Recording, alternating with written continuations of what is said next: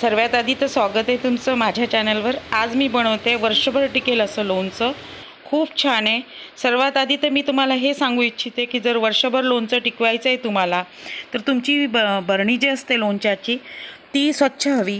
कारण त्याचं असं आहे तर मग ती स्वच्छ कशी करायची तर काही नाही, सोडा गरम पाणी वापरा आणि बरणी धुवून स्वच्छ उन्हात, अगदी स्वच्छ धुतलेली उन्हात ठेवा, म्हणजे ती अगदी त्याच्यात लोणचं टिकेल। आता मी घेतलेली लोणच्याला जी कैरी आहे ती हिरवी गडद कलरची आहे आणि ती घट्ट अशी आहे, छान।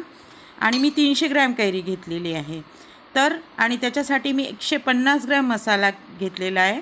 आणि तुम्हाला घरी कसा मसाला बनवायचा हे मी तुम्हाला डिस्क्रिप्शन बॉक्समध्ये सांगणार आहे। आणि 1 वाटी म्हणजे मोठ्या वाटीने मीठ घेतलं आहे। मीठ का जास्त टाकलं जातं कारण लोणचं टिकावं म्हणून। तर सुरुवातीला ते खारं वाटेल तरी चालेल। तिखट लाल अर्धी वाटी वापरलेलं आहे। हळद शेकून अर्धा चमचा घेतलेली आहे। तसंच थोडं हिंग टाकायचं आहे, ते गरम तेल करताना टाकायचं आहे। जेव्हा तुम्ही गरम करणार तेल त्याच्यामध्ये हिंग टाकायचं आहे। आता बघा, आता मी व्यवस्थित मसाला टाकलेला आहे, सर्व मिक्स करते व्यवस्थित। आणि आता त्याच्यानंतर त्याच्यामध्ये तेल गरम करायला ठेवणार आहे। तेल गरम झालं की त्याच्यानंतर थंड होऊ द्यायचं आहे।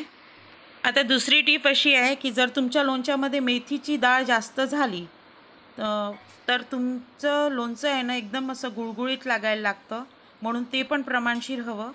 तेल कधी पण जास्त हवं। माझं तेल आता गरम करून झालेलं आहे।